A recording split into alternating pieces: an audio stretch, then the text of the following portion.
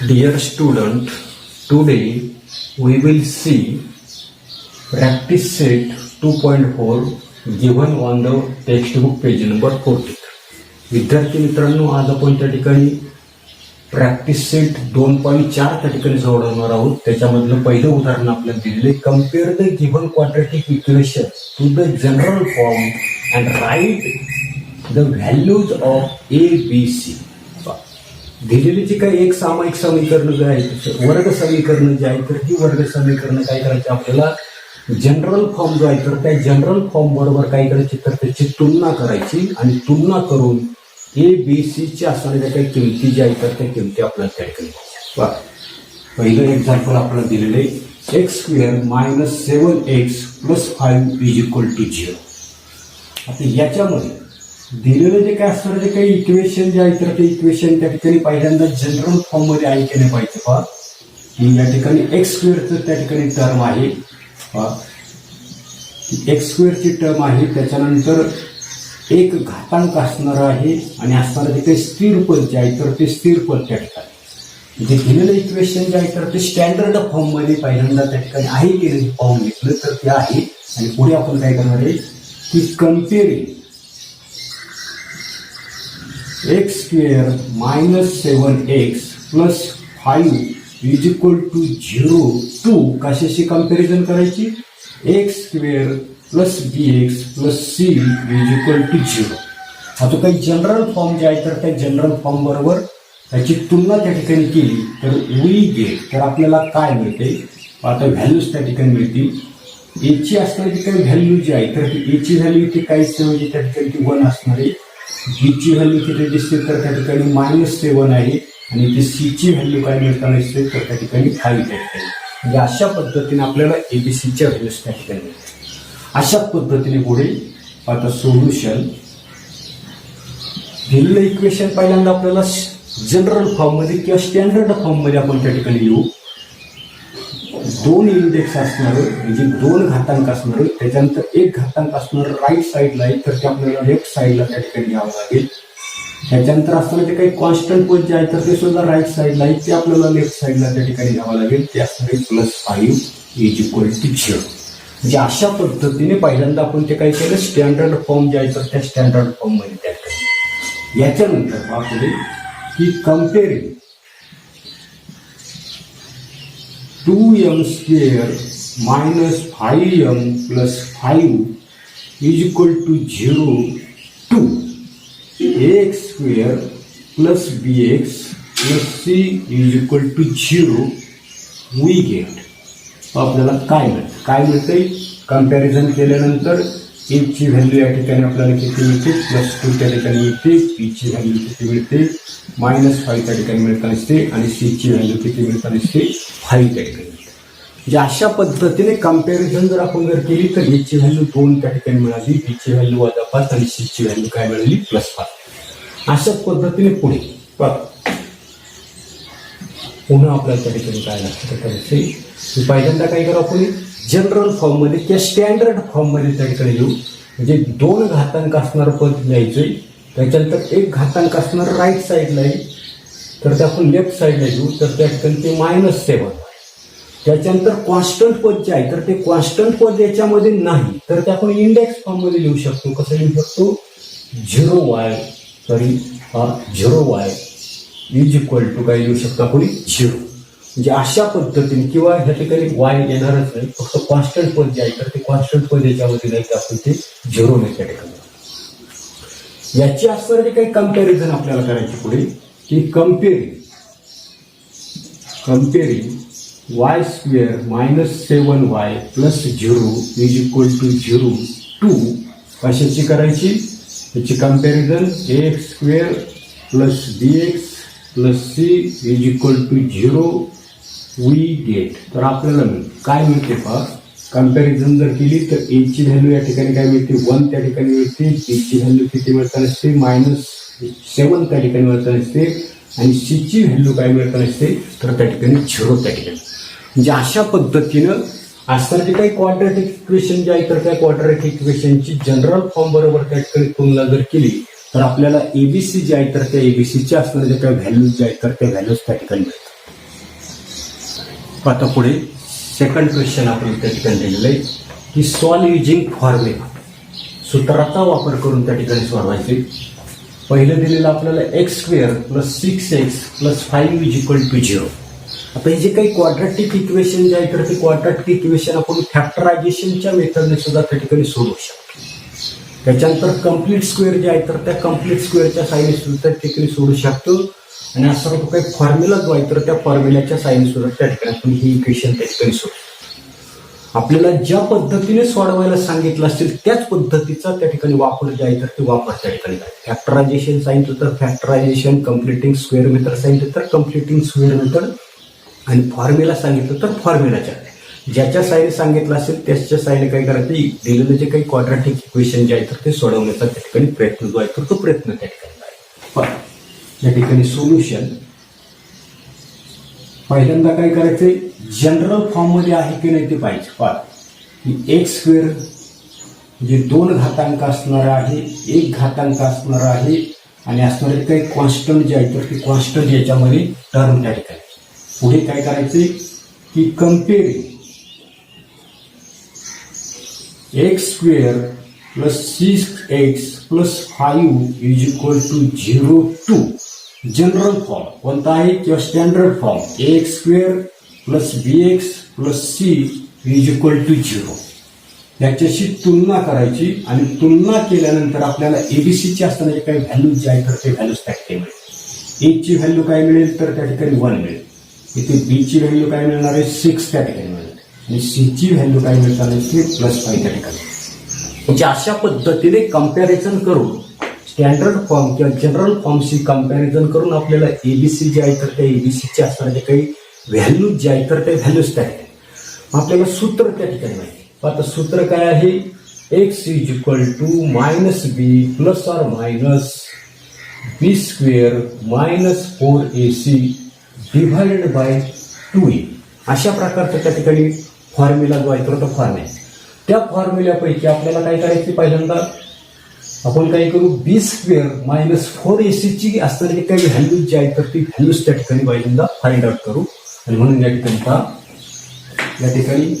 b² - 4ac ची value आपल्याला त्या ठिकाणी काय, त्या ठिकाणी b आहे, b ची व्हॅल्यू आहे 6, त्याचा काय आहे स्क्वेअर मायनस 4 इंटू a ची व्हॅल्यू किती आहे 1 आणि c ची व्हॅल्यू किती आहे 5 आहे = 6² किती आलं तर 36 मायनस प्लस मायनस 4 गुणिले 4 आणि 4 पंचे किती झाले 20, म्हणजे 36 मधून 20 गेले.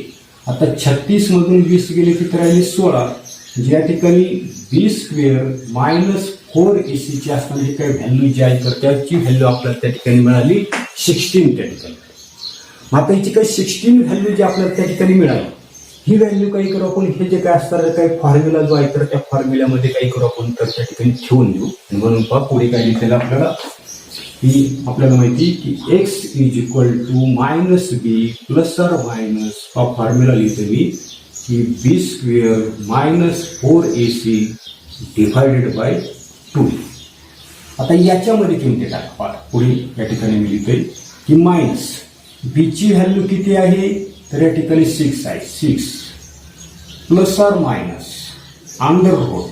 आता b² - 4ac ची व्हॅल्यू आपण त्या ठिकाणी काढली ती किती आहे 60 / 2 इंटू a ची व्हॅल्यू किती आहे 1.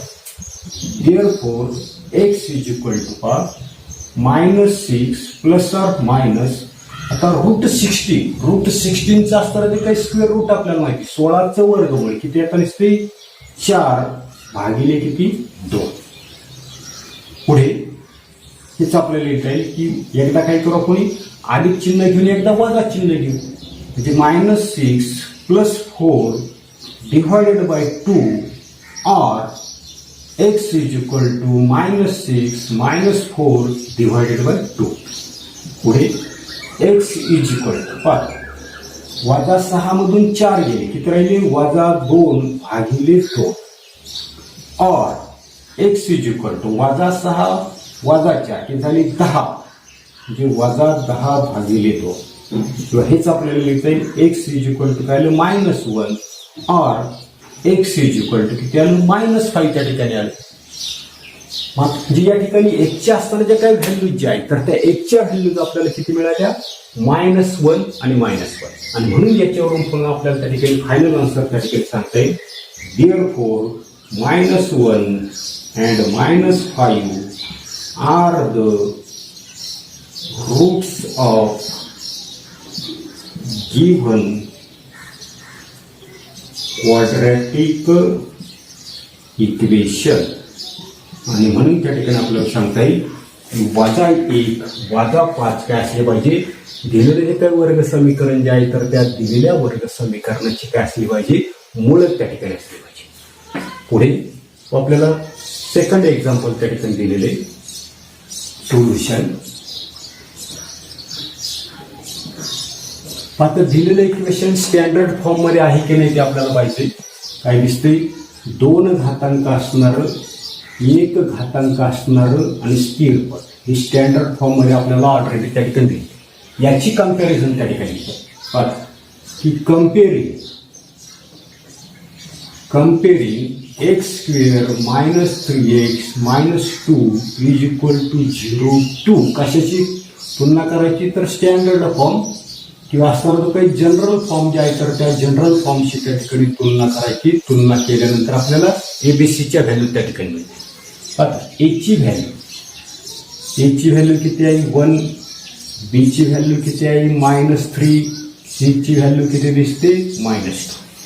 त्याच्यानंतर आपल्याला काय करते एबीसीच्या व्हॅल्यू मिळाल्यानंतर b² - 4ac ची किंमत आपण त्या ठिकाणी काढून घेऊ व्हॅल्यूज त्या ठिकाणी काढून घेऊ की b² - 4ac = आता बीची व्हॅल्यू आहे -3 आणि त्याचा काय आहे स्क्वेअर आहे.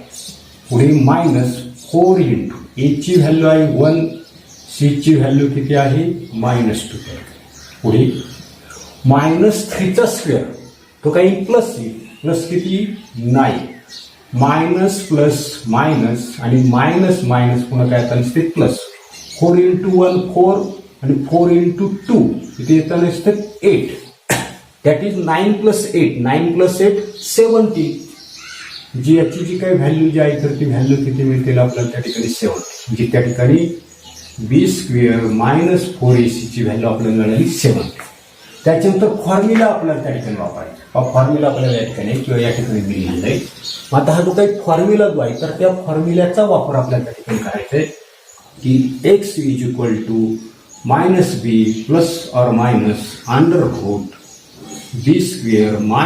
4ac / 2a आता मायनस बीची व्हॅल्यू किती आहे मायनस आहे पण इथे मायनस साईन तर आहे अधिक बीची व्हॅल्यू काय आहे मायनस त्या ठिकाणी ± तर b² - 4ac ची व्हॅल्यू या ठिकाणी मिळालेली तर ती आहे 70 रूटमध्ये लिहिली आपण / 2 × a ची व्हॅल्यू किती आहे 1. पुढे x = मायनस मायनस काय झालं प्लस 3 ± √17 / 2. आता काय करू आपण एकदा त्या ठिकाणी प्लस व्हॅल्यू घेऊ एकदा त्या ठिकाणी मायनस व्हॅल्यू द्यायची म्हणून पुढे पहा की x = 3 √17 / 2 or x = 3 - √17 / 2 अशा दोन व्हॅल्यूज ज्या आहेत तर त्या दोन व्हॅल्यूज आपल्याला त्या ठिकाणी मिळाल्या आणि म्हणून आपल्याला त्या ठिकाणी सांगता येईल की 3 √17 / 2 and 3 - √17 / 2 are the roots of given quadratic equation. आणि म्हणून त्या ठिकाणी आपल्याला सांगता येईल या ठिकाणी 3 अधिक वर्गमुळामध्ये 17/2 आणि 3 वजा वर्गमुळामध्ये 17/2 काय असले म्हणजे दिलेलं जे काही वर्ग समीकरण जे आहे तर त्या दिलेल्या वर्ग समीकरणाची काय असली पाहिजे तर त्या ठिकाणी मूळ जे आहे तर ती मूळ त्या ठिकाणी असली पाहिजे. आता पुढे थर्ड एक्झाम्पल आपल्याला दिलेले 3m² + 2m - 7 = 0. सोल्युशन. दिलेलं इक्वेशन त्या ठिकाणी जनरल फॉर्ममध्ये आहे की नाही, तर 2 घातांक असणार आहे, 1 घातांक असणार आहे आणि स्थिर पद त्या ठिकाणी. म्हणजे दिलेलं इक्वेशन त्या ठिकाणी आपल्याला स्टँडर्ड फॉर्ममध्ये त्या ठिकाणी. त्याच्यानंतर पुढे आता की कम्पेअरिंग कशाची की 3m² + 2m - 7 = 0 2 कशाची तुलना करायची, तर स्टँडर्ड फॉर्म किंवा जनरल फॉर्मशी असणारे काही कम्पॅरिझन जे आहे, तुलना जी आहे, तर ती तुलना त्या ठिकाणी करायची. तुलना केल्यानंतर काय करायचं आपल्याला एबीसीचे असणारे काही व्हॅल्यूज जे आहेत तर ते व्हॅल्यूज त्या ठिकाणी कम्पॅरिझन जर केली तर काय मिळताना दिसते, ए ची व्हॅल्यू त्या ठिकाणी 3 मिळताना दिसते, बी ची व्हॅल्यू किती मिळताना दिसते 2 त्या ठिकाणी मिळते, सी ची असणारी काही व्हॅल्यू जी आहे तर ती सी ची व्हॅल्यू काय मिळताना दिसते 7 त्या ठिकाणी मिळताना दिसते. याच्यानंतर काय करू आपण, b² - 4ac एवढ्याचीच फक्त असणारी काही व्हॅल्यू जी आहे तर ती व्हॅल्यूज त्या ठिकाणी फाइंड आउट करू. आता बी ची व्हॅल्यू किती आहे 2 आणि त्याचा काय आहे स्क्वेअर -4 इंटू ए ची व्हॅल्यू आहे 3, सी ची व्हॅल्यू किती आहे -7 इक्वल.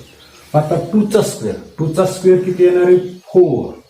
त्याच्यानंतर पुढे साईनचा आपल्याला विचार करायचा आहे, मायनस इंटू प्लस त्याला मायनस आणि मायनस इंटू मायनस काय आता नसते प्लस, या ठिकाणी प्लस साईन. त्याच्यानंतर मल्टिप्लिकेशन 4 इंटू 3 12 आणि 12 इंटू 7 12 किती 84, म्हणजे या ठिकाणी किती आले तर 84 त्या ठिकाणी बरोबर. म्हणजे अशा पद्धतीने आपल्याला त्या ठिकाणी. त्याच्यानंतर पुढे आपल्याला त्या ठिकाणी पहा गुणाकार करताना व्यवस्थित त्या ठिकाणी गुणाकार जो आहे तर तो गुणाकार त्या ठिकाणी आपल्याला करायचा आहे. त्याच्यानंतर 12 84 केला आपण 84 अधिक 8 किती येताना असते 88, ज्या ठिकाणी आपल्याला लक्षात येताना असते की b² - 4ac ची व्हॅल्यू आपल्याला त्या ठिकाणी मिळाली 88 त्या ठिकाणी. मग आता ही जी काही व्हॅल्यू जी आहे तर ती आपण फॉर्म्युल्यामध्ये ठेवणार. फॉर्म्युला आपल्याला माहिती काय फॉर्म्युला आहे की x = -b ± √b² -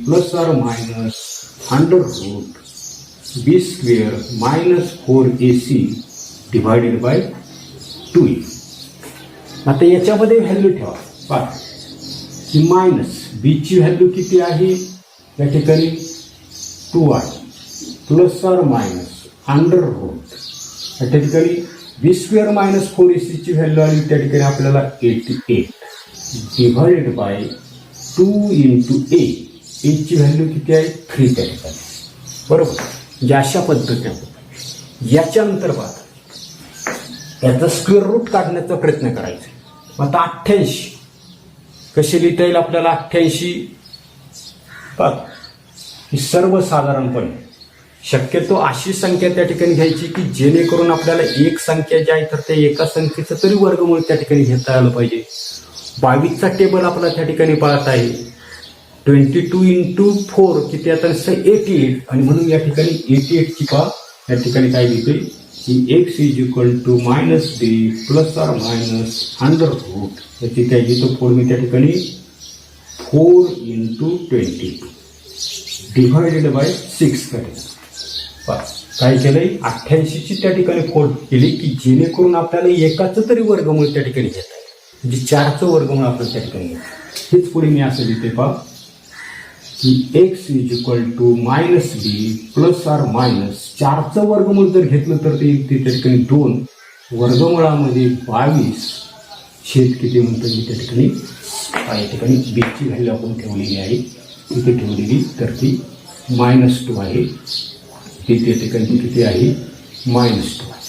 पुढे एकदा काय करू आपण प्लस साईन घेऊ, एकदा काय करू मायनस साईन त्या ठिकाणी, म्हणजे त्या ठिकाणी x = -2 प्लस 2 √22 डिवाइडेड बाय 6 और x = -2 आता काय करू मायनस साईन घेऊ -2 √22 डिवाइडेड बाय 6. आता याच्यानंतर पुढे काय लक्षात येतं नसते या ठिकाणी -2 आहे इथे +2 आहे, याच्यामधून काय करू आपण 2 जो आहे तर तू कॉमन काढू शकतो.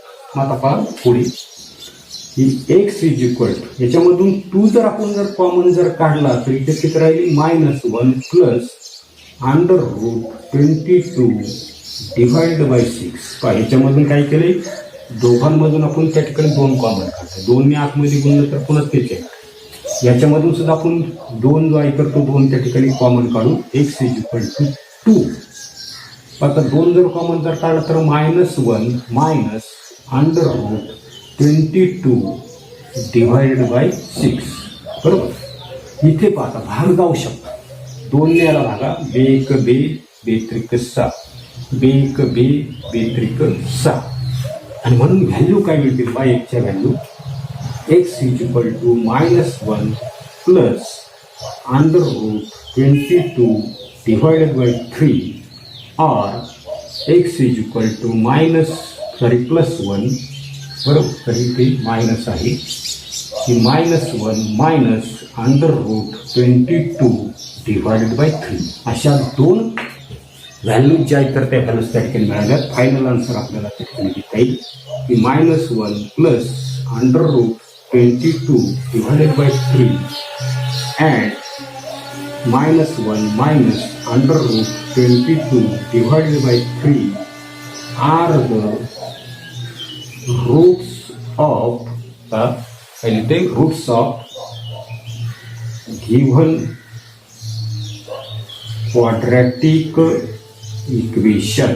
आणि म्हणून त्या ठिकाणी आपल्याला सांगता येईल की -1 अधिक वर्गमुळामध्ये 22/3 आणि -1 वजा वर्गमुळामध्ये 22/3 काय असलं पाहिजे. दिलेलं जे काही क्वाड्रॅटिक इक्वेशन जे आहे तर त्या क्वाड्रॅटिक इक्वेशनचं काय असलं पाहिजे तर त्या ठिकाणी ती मुळं जी आहे तर ती मुळं त्या ठिकाणी असली पाहिजे.